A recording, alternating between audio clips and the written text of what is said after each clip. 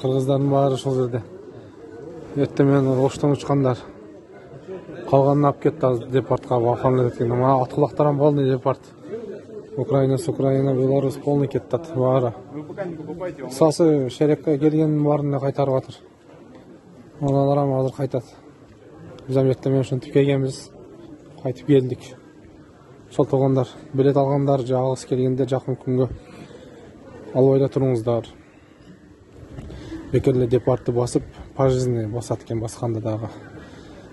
Кайтарат экен. Азыр ошол 1-2 жума 100% баарын кайтарабыз деп атат, Средний Азиядан келгендердин баарына.